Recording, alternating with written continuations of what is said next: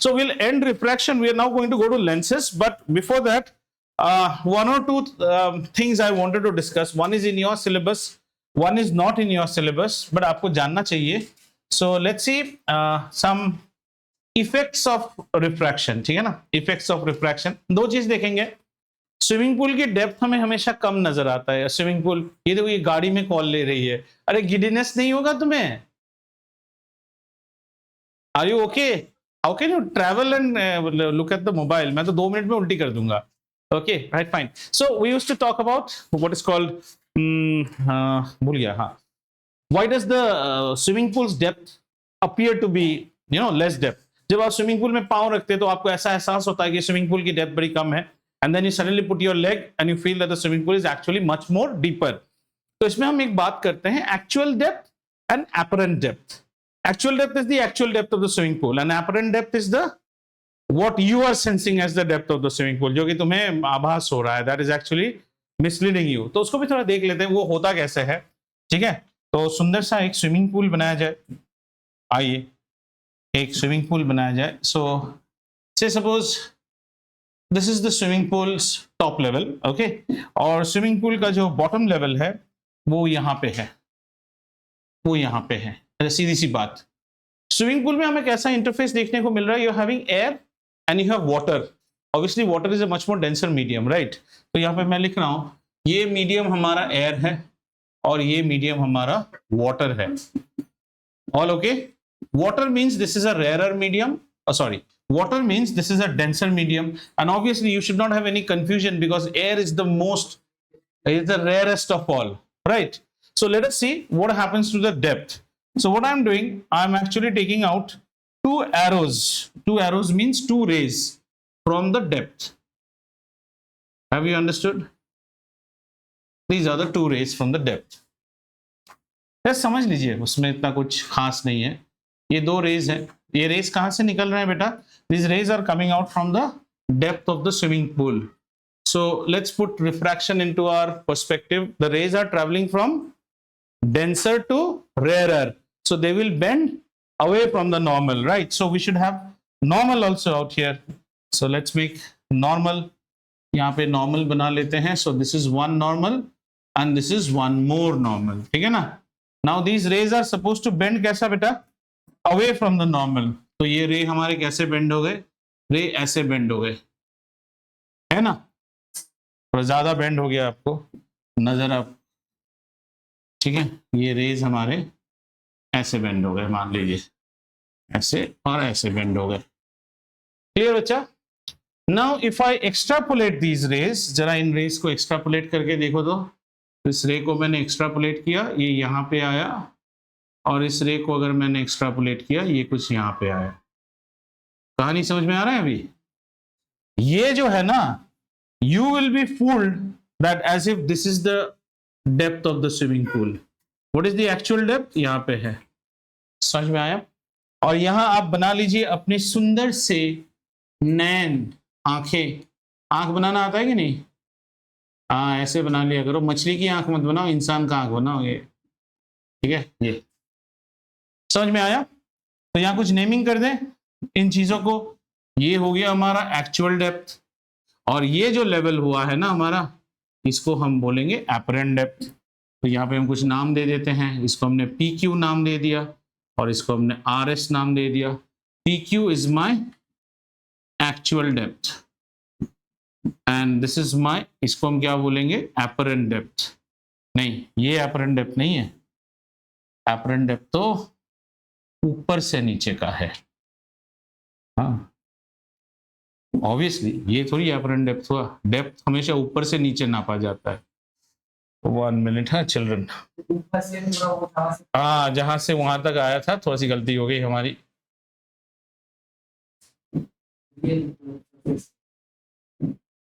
हाँ, तो इसका आप right, this is the apparent depth. ये so let's name it now. ये हमारा PQ और ये हमारा RS. PQ is actual depth. So do you now understand why does a swimming pool appear to be shallow? Deep नहीं लगता है हमें. ये है apparent depth. दिखावा पे ना जाओ, अपनी अकल लगाओ और स्विमिंग पूल में जाते वक्त हैंडल पकड़ के ही पांव नीचे रखिए. The swimming pool will apparently appear to be less in depth, and the main reason for that being that refraction is making the depth seem upwards. ये समझ में आया बेटा? ठीक है. एक और इसमें आता है, why does a stick dipped in water appear bent? Tick, pencil को अगर हम पानी में डुबो के रखेंगे तो पेंसिल हमें बेंट नजर आता है. रिफ्रैक्शन सेम, उसमें भी वही आइडिया लगा सकते हैं. डायग्राम आपको बुक में देखने की जरूरत ही नहीं है, आप खुद बना सकते हैं. Let's say this is a tumbler, बड़ा हो गया थोड़ा सा, यहां बनाते हैं. Let's say this is a tumbler, और इस टम्बलर में आपने पेंसिल को डुबो दिया. क्यों? क्योंकि पढ़ाई लिखाई में तो मन है नहीं, तो पेंसिल को डुबो दिया जाए तो अच्छी बात है. आपने पेंसिल को डुबो दिया है, आइए पेंसिल को डुबो देते हैं. ये है पानी,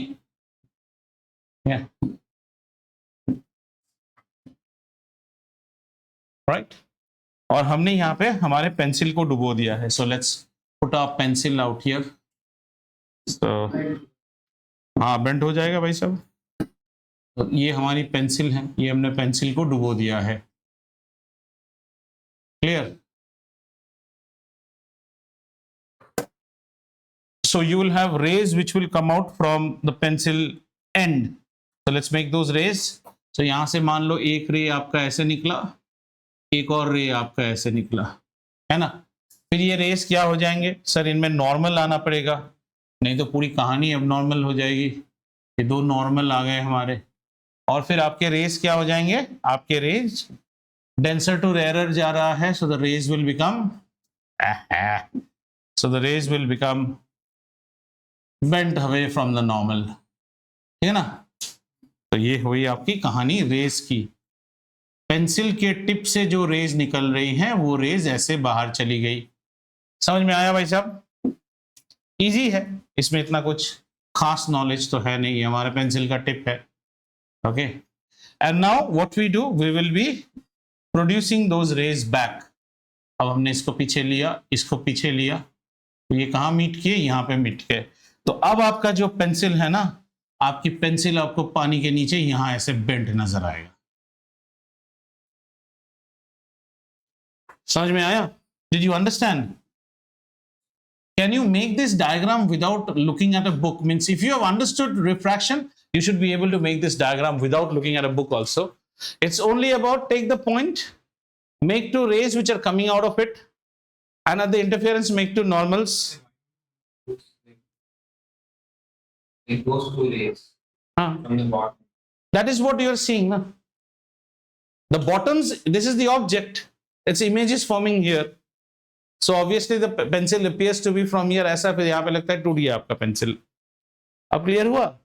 So अब बॉटम से दो रेस निकालिए और उन रेस को इंटरफेस तक लाइए, and then you make them what moves away from the normal. फिर उन दोनों को इंटरसेक्ट कीजिए, जहां पे पॉइंट हुआ वहां पे आपका एज होगा.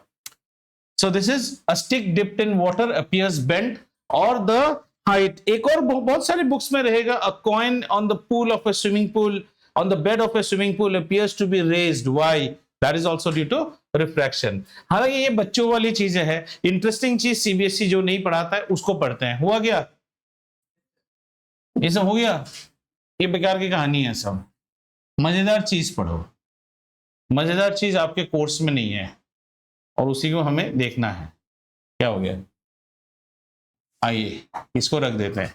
एक मजेदार चीज देखने की कोशिश करते हैं और इसमें try to participate. Let this be an interface in such a way. This is an interface, okay, and in this interface I have got a denser medium out here, and on this side I have a rarer medium. ठीक है? Have you understood? Let's say a ray of light is actually incident on it in this manner. ऐसे एक रे of light incident हो गया है, denser से rarer को ट्रेवल कर रहा है. अब आप दिमाग लगाइए, यहां पे हमने पहले बनाया हमारा नॉर्मल. क्लियर? अब नॉर्मल बना है, ये अब नॉर्मल बना है, अभी भी अब नॉर्मल ही है. सुपर. हाँ, अच्छा बना तो मेरे लिए, खराब बना तो अतिश के लिए है. What is the observation you will see? Rarer, denser to rarer, bends away from the normal. चलो इसको नॉर्मल से अवे बेंड कराते हैं, तो ये चीज भाई साहब कुछ ऐसे बेंड हो गया। मानते हैं मेरी बात?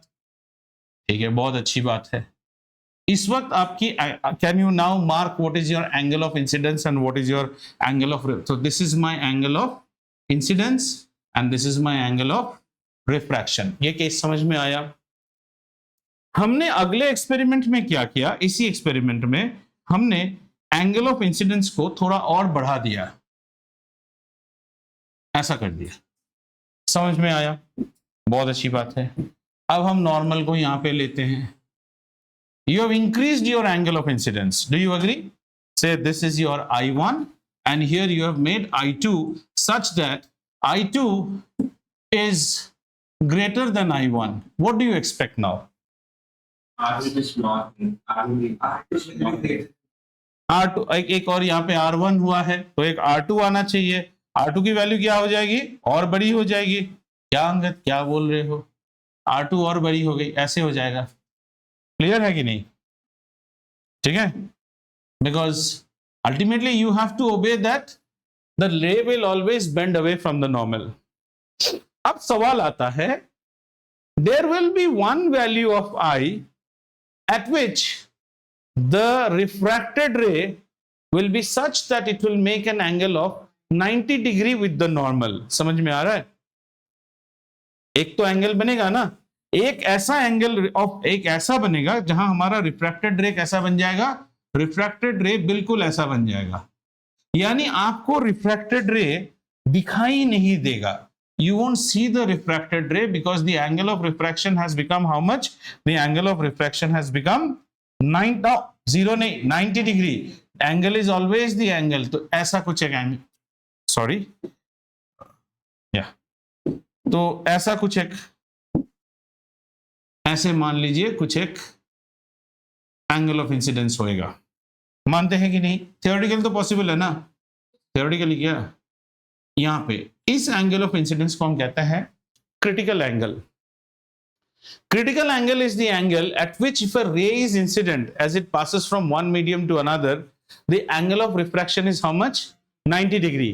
You don't find any refracted ray on the other medium. अब सवाल आता है, इसके बाद अगर मैं एक एंगल लूं I which is greater than the critical angle, तब क्या होगा? रिफ्रैक्ट नहीं, रिफ्रैक्शन डाई हो जाएगा और ये रिफ्लेक्ट करना शुरू कर जाएगा। अच्छा, जब भी हम लाइट को यहां पे देखो, आप किताब में क्या पढ़ते हो पता है? आप किताब में हमेशा पढ़ते हो रिफ्रैक्शन रिफ्लेक्शन, ऐसी कोई बात नहीं इस वक्त, लेकिन रिफ्लेक्शन भी हो रहा है।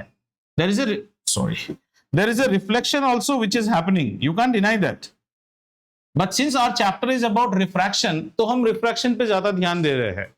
रिफ्लेक्शन, यहां भी रिफ्लेक्शन है, यहां भी है। यहां जाने के बाद क्या हो जाएगा? इसके आगे it will be only reflection. ऐसे सिनारियो को हम बोलते हैं total internal reflection. Total internal reflection. और जो आप ये डायमंड खरीदते हो और आपको डायमंड इतना सुंदर सा चमकता है ना, डायमंड के अंदर होता है टोटल, अगर डायमंड के अंदर कोई रे है, वो रे बाहर ही नहीं निकल पाता है। Diamonds critical angle is very small, like 24 degree. सोचो 24 डिग्री कितना छोटा एंगल है। एनी रे inside diamond which is making an angle more than 24 is unable to come out, and as a result of that ray is undergoing multiple internal reflection. So if you make a false or artificial crystal in which you have designed the crystal's geometry such with the refractive index of the material such that any angle, say we can make it much more shining than diamond also, अगर हम critical angle और छोटा कर देंगे, मतलब अगर कोई रे घुस गया ना, वो और बाहर नहीं आ पाता है, वो अंदर ही रिफ्लेक्ट होते रहता है। अच्छा, इसका एप्लीकेशन क्या है? इसका एप्लीकेशन ये जो घरों में तुम बड़ा जियो और क्या एयरटेल के, हाँ हमारे घर में तो फाइबर है। That fibre is actually not a wire. Fibre communication में किसी तरह का भी सिग्नल लॉस नहीं है। It is a lovely type of communication, मतलब यहां से जितना इंटेंसिटी में छोड़ेगा, and suppose if you go to आस्कास हाउस देयर इन कहां गचीबोली सेरेन काउंटी, वहां तक भी कोई सिग्नल फॉल्ट नहीं करेगा। फॉल्ट किया तो जीरो होगा। There is nothing called degradation of signal. Fibre optics communication is very strong. So what happens, अगर आप फाइबर लोगे ना तो फाइबर के अंदर एक रेड लाइट रहता है, there will be a light, and that light fiber optic is designed such that that ray of light undergoes only continuous internal reflection. ये रे बाहर ही नहीं निकल पाता है और इसी के जरिए कम्युनिकेशन भेजा जाता है. Are you understood? जहां कम्युनिकेशन वीक होता है, इलेक्ट्रिसिटी में हम क्या करेंगे, एक और बूस्टर डालेंगे. पहले जमाने में केबल टीवी होता था ना, घरों में केबल आते थे, तो देखना 4 घर के बाद 5वां घर कंप्लेन करता है हमारा स्टार प्लस ना थोड़ा वीक आता है, तो बोलेगा आपका बूस्टर लगा देते हैं. So you have to boost the signal. Fibre optic में कोई बूस्टिंग की जरूरत नहीं है, एंड दिस इज एक्सेलेंट. इतने सारे अपार्टमेंट्स में आप इंटरनेट दे रहे हो, there is no fall in. और अपार्टमेंट्स क्या, it is crossing from ocean to ocean, no fall. That all happens due to, plus when we are using like things like endoscopy type में जब काम करते हैं all fiber optic चीजों में, तो ये चीज CBSE कवर नहीं करता है. मुझे लगता है something interesting है that if the angle of incidence is kept on increasing when a ray of light is passing from denser to rarer, there will be a particular angle of incidence at which the refraction angle will be 90 degree. There will be no refracted ray, but any angle beyond that angle of that IC, which is called the critical angle, you will only have reflection. Such a phenomenon is called total internal reflection. ये आपके ज्ञान के लिए हो गया भाई साहब. और ये आज का फिर टेबल में बैठ गई, वाह, ये तो मतलब टाइम ट्रेवल जैसा. गाड़ी का internet was much better than table का इंटरनेट, पता है. हाँ, तो वहाँ फोन बढ़िया है, लैपटॉप में थोड़ा सा कॉलिंग डालना होगा और कैमरा को घिसो. ये क्लियर हो गया. तो भाई साहब यहां से कहानी खत्म हो गई और अब हम चले जाएंगे. तो what was the first stage of the chapter, refraction. And the first stage of the chapter, the only numerical you can get is refractive index, refractive index, refractive index. ठीक है, और थोड़े से ड्राइंग. अब हमारे चैप्टर में हम आ गए किसमें, थिन लेंसेज में आ गए. आ जाइए भाई, लेंसेज की कहानी. लेंसेज में कोई वो सब स्फीयर वियर तो है नहीं, ठीक है. लेंसेज, थिन लेंसेज, ग्लास है और थिकनेस है, उसे हम थिन लेंसेज कहते हैं. पहले कुछ शेप्स देखते हैं. जैसे ये एक शेप हो गया और एक और शेप कुछ ऐसा है, ऐसा है ना. ये 2 तरह के लेंस है, समझ रहे हैं. These are glass which are one side is absolutely straight and the other side is curved outwards. One side is absolutely straight, the other side is curved inwards.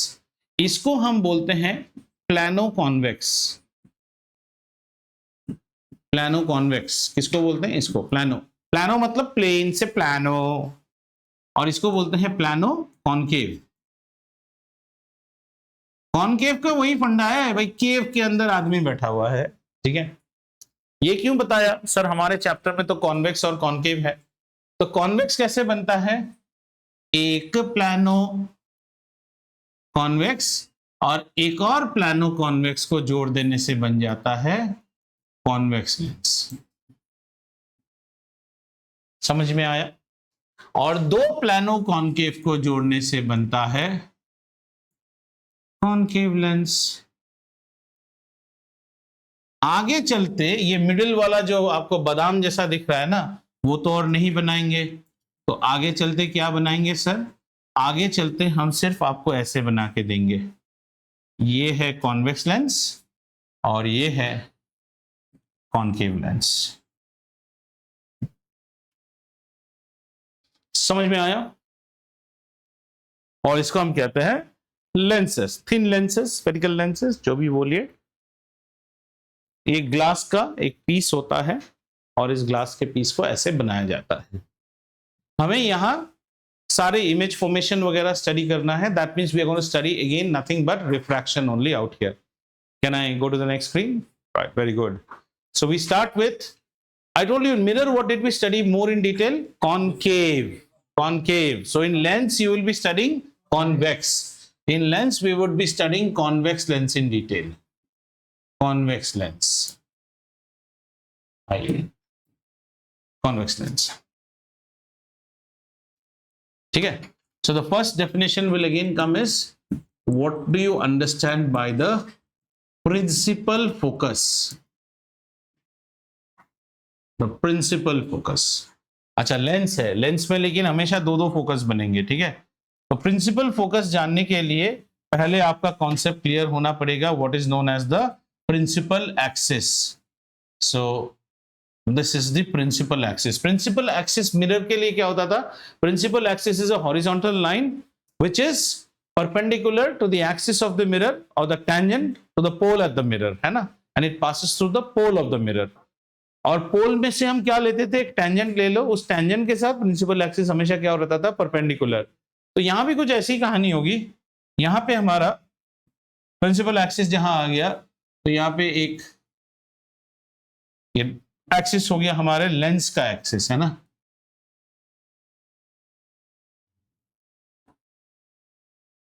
ठीक, ये जो सेंटर है ना, इसको हम कहते हैं the optical centre. O is known as the, वहां पोल बोलते थे, यहां क्या बोलेंगे? Optical centre. Optical centre, O is known as the optical centre. और हमारा प्रिंसिपल एक्सिस हो गया। And things remain the same, you guys know it. Rays of light can come from both sides, but however, when we study it as a part of optics, we will always see the rays of light coming from left hand side. Okay, that's just a protocol, but rays of light can come from both sides. So we take a parallel beam of rays which are close to the principal axis, parallel and close to principal axis. So let's say this is one ray, parallel and close to principal axis.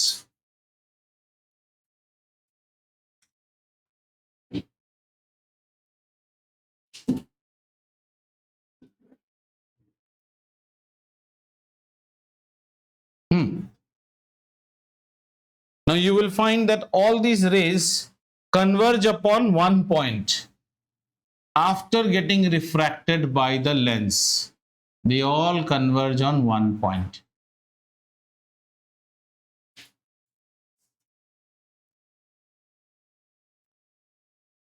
And this particular point will be known as my principal focus. Not focus, principal focus, which is denoted by F. And now just pay attention. If you think that this is the principal focus, and if the rays of light were coming from this side, then obviously you will see a convergence this side. ये mirror नहीं है ना, ये तो lens है, are पार यहाँ refraction हो रहा है, तो यहाँ भी एक होता। तो यहाँ जो होगा ना, हालांकि हम डायग्राम में हमेशा इस साइड में लेते हैं, पर इसको आप गलत नहीं कह सकते, यहाँ भी एक फोकस है, इसको हम कहते हैं the secondary focus, F dash. So F is my principal focus,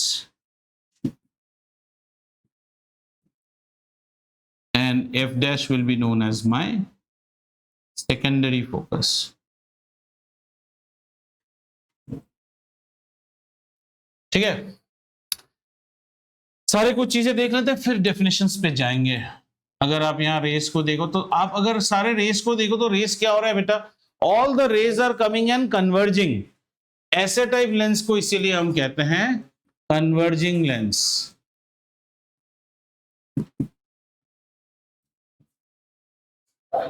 अब आ गया definition. What is the principal focus of a convex lens? The principal focus of a convex lens or a converging lens is a point on the principal axis at which a beam of rays parallel and close to the principal axis converge upon after being refracted by the lens. After being refracted. आप right side नहीं बोलते हो, क्योंकि optics में it is understood that the rays of light are always coming from left to right. Rays of light can also come from this side. But if we take those rays of light, then our image formation, the calculations and all will go for a toss. So if the rays would have come from this side, then this becomes the focus. But since in optics we'll go by the geometry, इस focus को हमने क्या नाम दे दिया? Principal focus. The principal focus of a convex or a converging lens is a point on the principal axis at which a rays of light or a beam of rays parallel and close to the principal axis converge upon after being refracted by the lens. देसी भाषा में focus क्या होता है? Focus principal axis में वो बिंदु होता है, वो पॉइंट जहां कुछ समानांतर रेज आसपास में, किसमें, कॉन्वेक्स लेंस पे इंसिडेंट होने के बाद कन्वर्ज करता हो, उसी को हम कहते हैं प्रिंसिपल फोकस। और क्योंकि ये लेंस हमेशा सब कुछ कन्वर्ज करा देता है, इस लेंस को कहा जाता है कन्वर्जिंग लेंस। ऐसे लेंस आपके घरों में भर भर के पड़े हुए हैं, जो आप बचपन में खेलते हो ना, हैंड लेंस या मैग्नीफाइंग ग्लास जिसको आप बोलते हो, दिस इज नथिंग, वो जो हैंड लेंस से आप खेलते हो ना, ऐसा वाला, that is known as the converging lens. And what you do as a shaitani by burning papers using, focusing the sun, this is nothing but when the sun is getting focused. This is highly dangerous. ये किसी की आंख में अगर sun देख के, मतलब you can be a super idiot if you take a magnifying glass and you try to look at the sun. You'll just fry your eye. Never ever do that. देखने से लगता है, मतलब सारे रेज यहाँ पे कॉन्सेंट्रेट हो रहे हैं, बहुत हीट जनरेट हो जाता है और आग लग जाता है। हाँ, this is the axis of the lens. Axis, ठीक है, हो गया principal focus of a converging lens और कॉन्वेक्स लेंस। तो आइए इसके चाचे के बेटे का भी पढ़ लेते हैं, वो कौन होगा? What is the principal focus of a concave lens? Concave lens, अब देखना लगेगा चैप्टर ताबड़तोड़ स्पीड पकड़ चुका है, और कॉनकेव लेंस में हम सीखेंगे कि प्रिंसिपल फोकस क्या है। प्रिंसिपल फोकस, इसको जानने के लिए आइए पहले 2 चम्मच प्रिंसिपल एक्सिस लीजिए और बारीक काट के उसे टेबल पे लगा लीजिए इस तरह से। फिर अपना एक्सिस बनाइए इस तरह से, और इस एक्सिस पे अब एक कॉनकेव लेंस को बनाने की कोशिश कीजिए। हालांकि आपकी हैंडराइटिंग और ड्राइंग तो एकदम बदतर है, फिर भी कोशिश कीजिए कि किसी तरह एक लेंस बन जाए, है ना?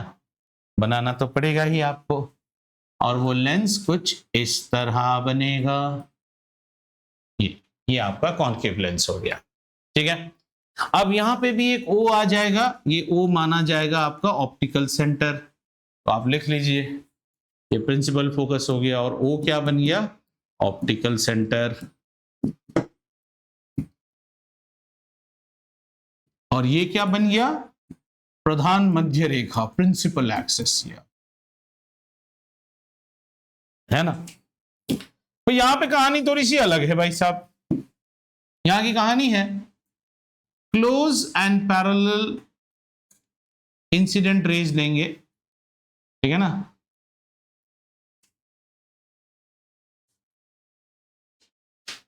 और यहां पे फिर से मैं क्या करूंगा, थोड़ा सा गड़बड़ी करूंगा, तो पहले मुझे गड़बड़ी करने दीजिए, उसके बाद बाकी का ड्राइंग। पहले किया जाए गड़बड़ी, आइए। So let me first do the गड़बड़ी। सो द गड़बड़ी is something like this. Actually, this is not the way to draw, but I am drawing it because I have to, so मिलाना पड़ेगा मुझे, इसलिए मैं ड्रॉ कर रहा हूं। अच्छा, जो पहला रे हमारा है, इन रेज को तो पहले बना लेते हैं। जो रेज हैं, ये हमारे रेज आ गए 1 2 3 4। तो पहला रे क्या हो जाएगा बेटा? पहला रे रिफ्रैक्ट होगा, और रिफ्रैक्ट होके ये रे हमारा हो जाएगा, ये डाइवर्ज आउट करेगा। So the first ray is gonna go this way, the second ray is going this way, ठीक है? The third ray was going this way, and the fourth ray was going this way. These rays diverged out. पहले सुनो, ये रे ऐसे आके ऐसा हो गया, है ना? ये रे सीधा आके डाइवर्ज हो गए, इनका कभी आगे जाके मिलने का कोई चांस तो है ही नहीं। तो हमने क्या किया, सारे रेस को एक्स्ट्रापोलेट करके पीछे ले लिया, और जो पॉइंट हमें मिला वो कहा जाएगा F, और F हमारा क्या बन गया? F हमारा बन गया प्रिंसिपल फोकस। भाई साहब समझ रहे हैं इस बात को?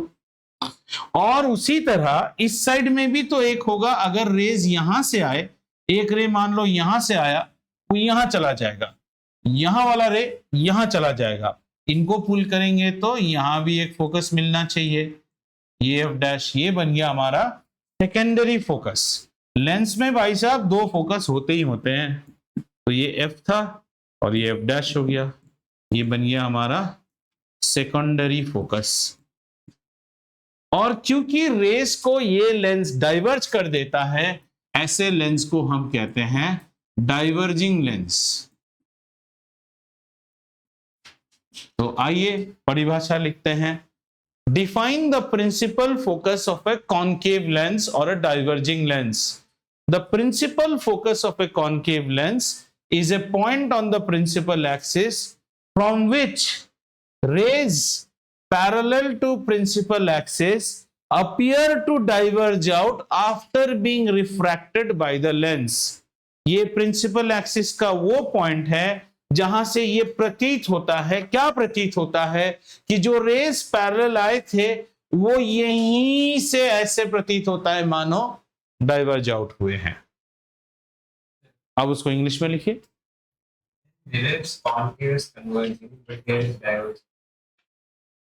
इसीलिए हम हमेशा कन्वर्जिंग को ही पढ़ते हैं। So the principal focus of a concave lens or a diverging lens is a point on the principal axis from which rays of light parallel and close to the principal axis appear to diverge out after being refracted by the lens. अच्छा यार इतना साल पढ़ाते इतना तो pickup आ ही जाता है ना। जो आदमी रोटी बनाता है वो भी ऐसे ही बना के, हाँ कल पता है सूर्यवंशी कैसे मारा, वो भी तो ऐसे ही बना के ऐसे देता है। तो हमको भी तो कुछ तो आना चाहिए। लिखिए ना, लिखिए। इंग्लिश में इतना बात करते हैं तो इंग्लिश लिखने में इतना कहता है। हम तो भैया my English is very bad and poor, है ना। तो हिंदी भी पुअर है ना तुम्हारी, कहीं तो काम चलाओ। मैं तो हिंदी अच्छी है। ठीक है भाई साहब, समझ में आया। अब जरा पिछले डायग्राम में वापस चलते हैं। पिछले डायग्राम में हमने इसको क्या माना था बेटा? इसको माना था प्रिंसिपल फोकस। तो इस डायग्राम में जो OF हो जाएगा ना हमारा, इसमें जो हमारा OF हो जाएगा ये क्या बन जाता है? Basically focal length. ये बन गया फोकल लेंथ। और इसका जो प्रिंसिपल फोकस है ना, ये रियल फोकस है भाई साहब। हाँ तोड़ दो सब तोड़ो। रियल फोकस, इसको हम कहते हैं रियल फोकस। समझ में आया? Why real focus? क्योंकि यहां में सच्चाई में रेस का मिलन हो रहा है और ये बन गया फोकल लेंथ। और अगर हम इमेज फॉर्मेशन की भाषा में जाएं तो हमारे यहां ये फोकल लेंथ क्या होगा? इसकी फोकल लेंथ पॉजिटिव होती है भाई साहब, because focal lengths are always, all lengths and dimensions are measured from the optical centre. हालांकि ये पढ़ेंगे पर अपना दिमाग अभी से लगाओ ना। वहां पोल से मेजर करते थे, यहां ऑप्टिकल सेंटर से मेजर करेंगे। हाँ, which one? OF dash. This is not the focal length, this is the focal length of the mirror. Principal focus ना, you have to treat one. ठीक है, समझ में आया? आइए फिर अगले डायग्राम में चलते हैं। अगले डायग्राम में अगर आप प्रिंसिपल फोकस को देखो तो इसको हम कहेंगे कि ये फोकस जो है ना, ये वर्चुअल फोकस है, आभासीय है। क्यों सर इसके साथ ऐसी ज्यादती आपने क्यों की? क्योंकि इसमें रेस का सही में मिलन नहीं होता है। वो तो हमने बुला बुला के बोला था आ जाओ हमारे घर में आ जाओ, है ना। और इसकी जो फोकल लेंथ है भाई साहब, OF यहां भी बनेगा हमारा फोकल लेंथ, और ये फोकल लेंथ को हम F से दिखाएंगे और ये फोकल लेंथ नेगेटिव होगा। ऐसा क्यों? क्योंकि आप O से लेफ्ट साइड में आ रहे हैं। देखो सब क्लियर, तुम लोग शाबाश, जबरदस्त रिजल्ट करोगे सब लोग। क्लियर हो गया? आगे बढ़े। क्या क्या सीखा आपने? 2 लेंस से हमें पढ़ना है। पानी भर लेना जाके एक बार, वहां पे तो है।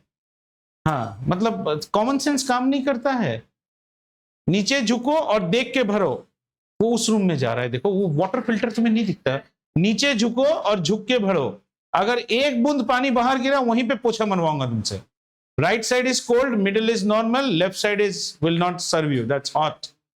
हाँ look at that common sense. Every इतना बड़ा बॉटल है, डिस्पेंसर है, उस रूम में घुस रहा है। ठीक है, चलें आगे। So you started with plano-convex, plano-concave, then you understood what is a convex lens, what is a concave lens. Now you understand what is a converging lens, what is a diverging lens. Our study will be more on converging lens. And then you understood what is the principal focus. And just remember that there is no pole in a lens, it's an optical center. ठीक है, आइए।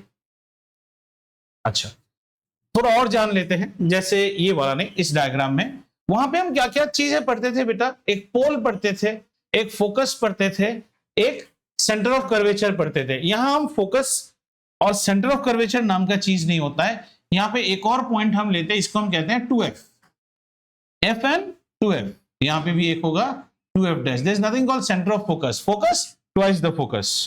उसी तरह अगले वाले को भी दे दो भाई साहब, नहीं तो ये रोएगा रात को। तो इसमें भी हो गया एक 2f डैश और इस साइड हो गया एक 2f। कहानियां वही होंगी, वहां बियॉन्सी होता था, यहां बियॉन्सी की मौत हो गई है। ठीक है, चले आगे। Okay, rules for image formation.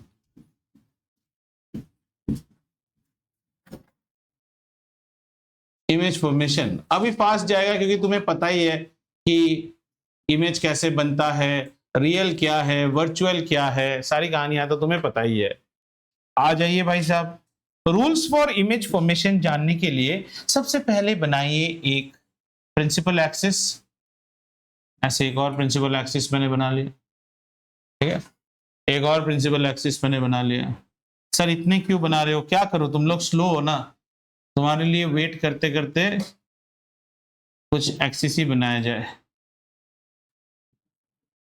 Sir आप इसमें लेंस कौन सा लोगे, तो हम लिखेंगे rules for image formation concave lens.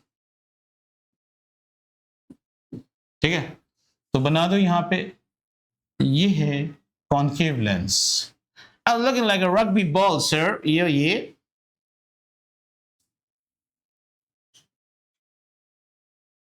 अभी भी पी रहे हो क्या पानी, पीना खत्म नहीं हुआ? उसको पीने मत दो।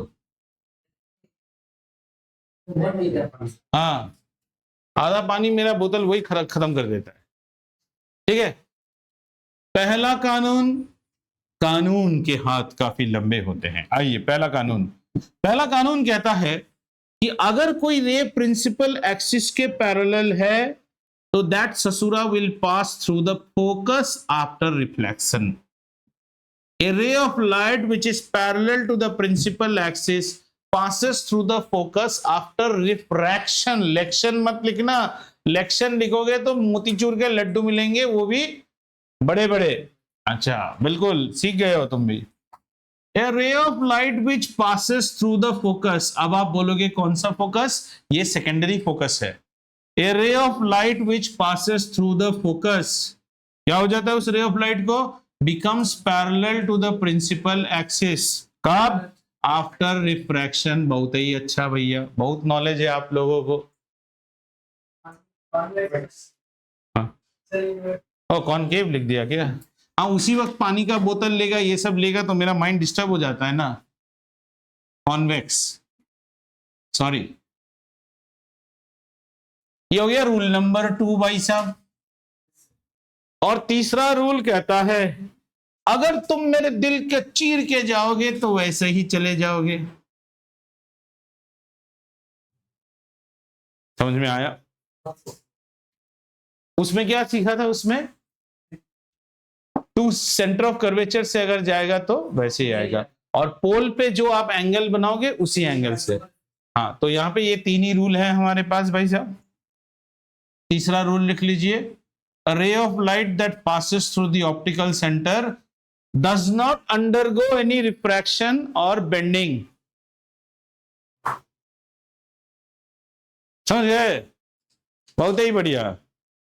बाजी लेंस में 2-2 निशान डाल दिए हैं आप, एक होना चाहिए था वो कॉनकेव लेंस में, उस राइट साइड में 2-2। अच्छा, गलती से एक ज्यादा प्यार हो गया क्या, मशीनिंग ज्यादा हो गया है। ऐसे ऐसे कैसे लिखते हो, ऐसे ऐसे? बचपन से जिस स्कूल में पढ़ते थे वहां मैम लोग राइटिंग के वक्त हाथ नहीं पकड़ते थे, like how you should write? नहीं, किसी ने नहीं। Education has gone for a toss. हमारे टाइम पे तो 4 लाइन बुक में लिखाया जाता था, 4 line books. Cursive was there till grade 5 or 6, I think 5 or 6 we used to write। नहीं, आजकल वो नहीं, आजकल बोलते writing is all about neurological balance, you should not force the child. कुछ फोर्स मत करो, वाहियात बच्चे पैदा हो रहे हैं इसलिए सब। ठीक है, The teacher is afraid of the principal and the parent. The principal is afraid of the trustee. And goddamn, the student is not afraid of anyone. है ना, किसी का अफ्रेड नहीं है। अभी जो कोई थोड़ा सा लिख देता है ना, उसी का हैंडराइटिंग हमें अच्छा लगता है। वो हमारे टाइम में स्कूल का सबसे गंदा हैंडराइटिंग होता था। अभी जो बेस्ट हैंडराइटिंग दिखाता है ना क्लास में, I don't know, even parents have no time to love and enjoy growing the kid up. चले आइए अब इमेज फॉर्मेशंस देखते हैं। वही कहानी, इमेज फॉर्मेशन।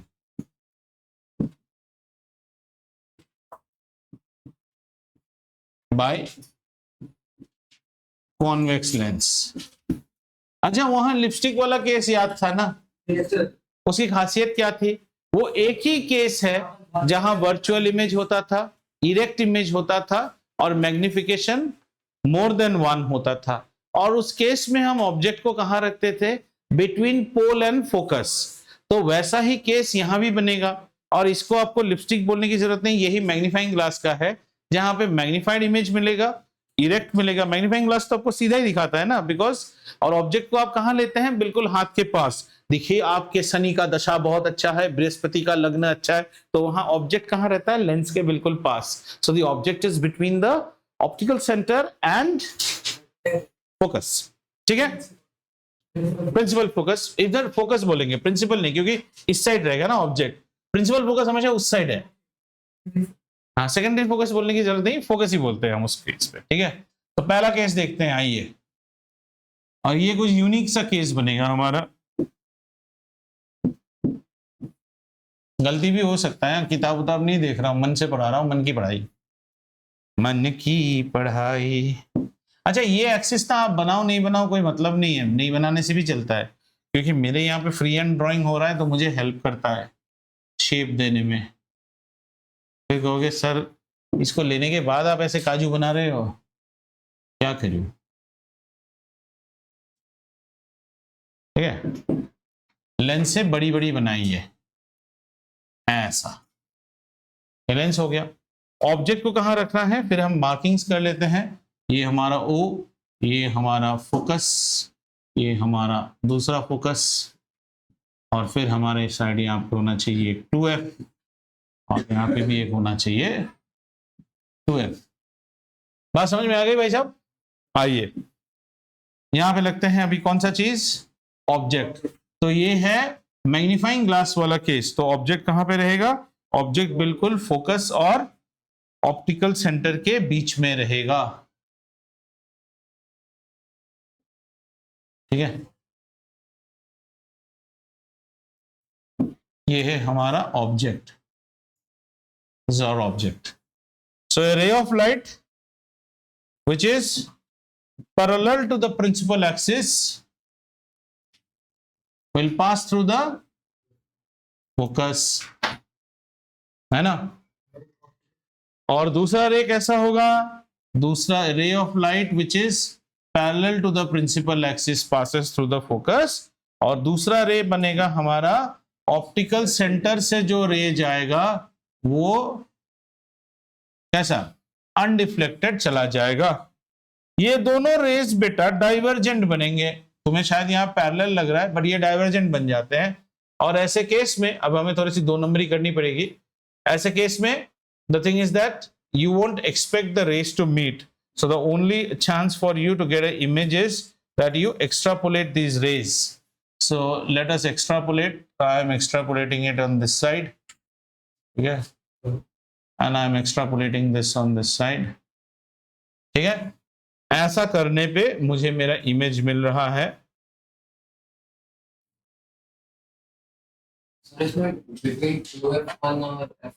ये बोलने की जरूरत नहीं पड़ती है, that is not the.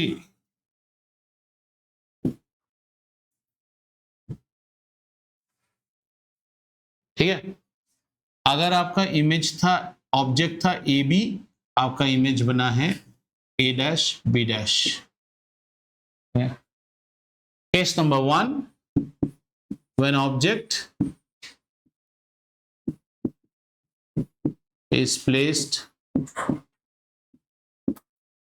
between focus and optical center. This is the classic case of a magnifying glass.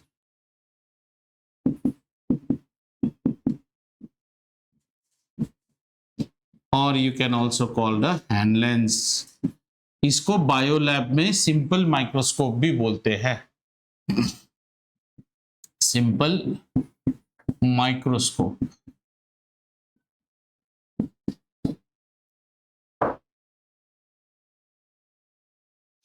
अब बोलिए पोजीशन, नेचर, क्या क्या बताते हैं, एंड मैग्निफिकेशन. ठीक है. Image is formed on same side of lens, and this is the only case where you will get a erect. इसके बाद और कहीं erect नहीं मिलेगा. Magnified मिल सकता है. The only case where you will get a virtual erect, virtual magnified, EVM, electronic voting machine वाला case है ये. Image is formed on the same side of the lens. The image is magnified. The image is virtual. Why virtual? And it is also erect. ठीक है. थकान बहुत हो रहा है. नहीं, मैग्नीफाइड, हाईली मैग्नीफाइड. बेटा जब आप अपने हाथों में मैग्नीफाइंग लेंस लगाते हैं ना, तो आपका हाथ राक्षस का हाथ तो नहीं बन जाता है, इंसान का ही हाथ रहता है. ऐसा तो नहीं कि आपका हाथ हो रंबासुर बन गया तब बोलेंगे हाईली मैग्नीफाइड. वो तो नहीं बनता है. कॉमन सेंस लगाइए. Common sense is not common. Highly magnified मतलब जो रात को निकलता है, जिसको मम्मी बच्चा को सुलाता है ना, वो आएगा, वो हाईली मैग्नीफाइड है. उतना बड़ा नहीं बनता है. ठीक है ना. फिर हर बच्चा डेयरी मिल्क ऐसे मैग्नीफाइंग ग्लास दिखा दिखा के बच्चे को डेयरी मिल्क खिला देगा.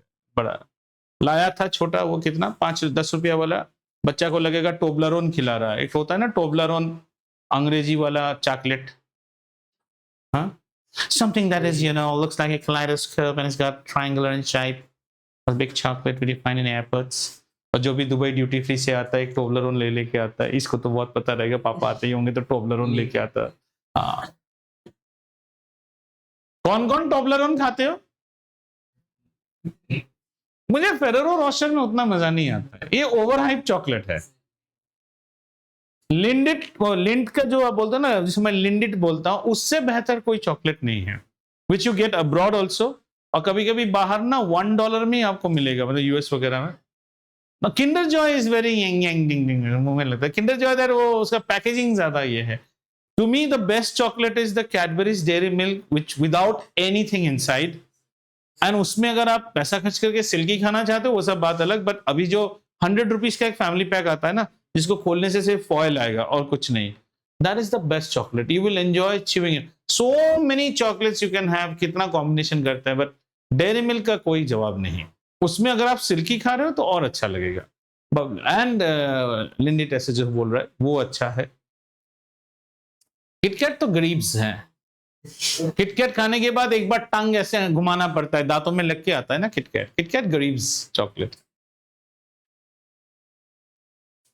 वो सब होता है बर्थडे में जैसे रहता है ना, जो साइज में ज्यादा जा रहा है तो वो किटकैट में चला जाएगा.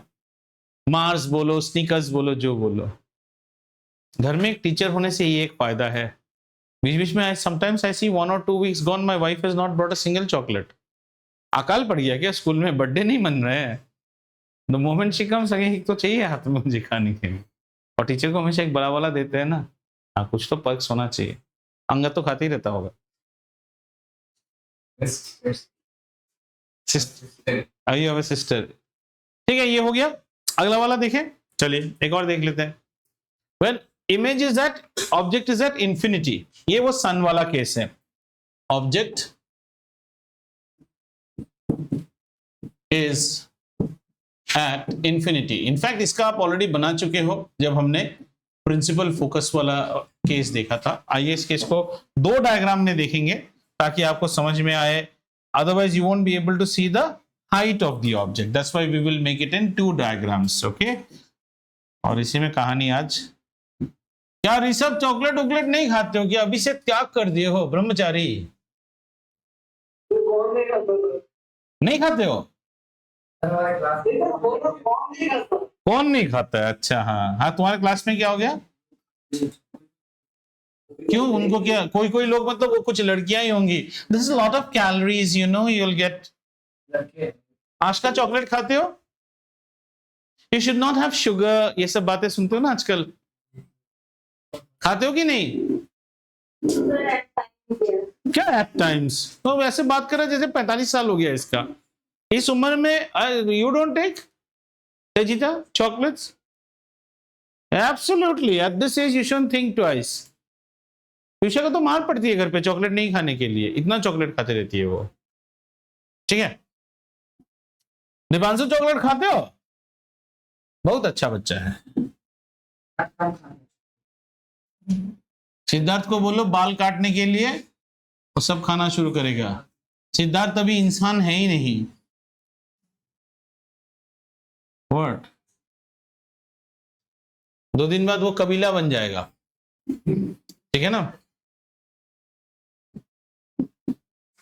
2 दिन बाद देखना मेरे क्लास में स्पीयर लेके आ रहा है, शर्ट पैंट पहनना भूल गया, पत्ता लगा के हुम्बा हुम्बा हुम हुम्बा हुम्बा हुम ऐसे। और बाल बड़े कौन करते? इंसान लोग थोड़ी बाल इतने बड़े बड़े करते हैं। मैं तो रोज बोलता हूँ, ये रबड़ा है ना, रबड़ा, रबड़ा का पता नहीं आईपीएल में चेक वेक पेमेंट होता है कि नहीं। प्लेन से जब जाता होगा वापस, प्लेन इथोपिया के ऊपर से वाह माय फूड गोइंग, वहीं से ऐसे भाला मार देता होगा और वहीं से उठा के घर में लेके खा लेता। रबड़ा एक प्लेयर ऐसा है जो अपना नॉन स्ट्राइकर से कभी बात ही नहीं करता है। देखियो उसको, किसी से कोई बात नहीं करता है। अपना टीम में खेलता है, my check is ready, yes your check is ready, I now board Ethiopian Airways. वो इथोपियन एयरवेज जैसे केनिया के ऊपर से होता है, तो उसके नीचे ओ ला ला लेलिंगो ना ऐसे करके सब हिरन वरन दौड़ रहा होगा ना, वो वहीं से एक उम्बाला फेंक देगा, उठाएगा, अगर चला जाता होगा। किसी से बात नहीं करता है। कैच बॉक उससे तो है, ओ हेटमायर ना जो है ना, उसका कितना वो लोग कितना जोशीला है। और एंड्रे रसल को देखो, हर रोज बाल एक एक कलर का बनाता है। रबड़ा ऐसा नहीं, रबड़ा एक्चुअली है उनके देश का शुभमन गिल। बहुत जलन फैक्टर है उसको, हाँ बहुत जलन है। When object is placed at infinity, then the rays are always taken as parallel, you know, the rays are taken as parallel rays. This is distant rays. ये हमें पहले से भी पता था। Distant rays are always parallel rays and they all will come and meet where? They will come and meet at the focus. ठीक है, तो इस केस में हम बोलते हैं कि हमारी जो इमेज है, पहला बात है इमेज तो रियल बनी जाएगा because all are meeting actual. और फिर क्या बोलते हैं यहाँ पे, the image is at focus, number 1 the image is real, the image will be inverted. Sir ये इन्वर्टेड कैसे हुआ वो समझा देना, यहाँ पे वही चीज समझ में नहीं आता है। इन्वर्टेड है और इमेज होगा डिमिनिश्ड। डिमिनिश्ड मतलब अति संकीर्ण, लघु, छोटा। सन का इमेज, सन कितना बड़ा है सोचो, एक डॉट जैसा बन जाएगा, इसको हम कहते हैं डिमिनिश्ड। लेकिन यहाँ इस डायग्राम में जो हमें पता नहीं चलता है, what are unable to understand, we are unable to understand what whether it is inverted और नॉट। इन्वर्टेड नहीं करने के लिए हम क्या करते हैं, अभी फोकल प्लेन का कॉन्सेप्ट लेंगे, है ना बच्चा। Focal plane, focal plane is the plane which is actually perpendicular to this. तो अगर आपका रेस पैरेलल है but not parallel to the principal axis, they will still converge, but they will converge where? They will converge on the focal plane. तो ये मान लो हमारा focal plane है। अरे यार ये पीले रंग से इस पे इतना क्या प्यार है। ये है हमारा फोकल प्लेन। और अब हमारे रेज कैसे आ रहे हैं? Now my rays are still parallel, but the rays are coming from where? They are not parallel to the principal axis. The rays are not parallel to the principal axis. The job of this lens is to converge, so it will still converge.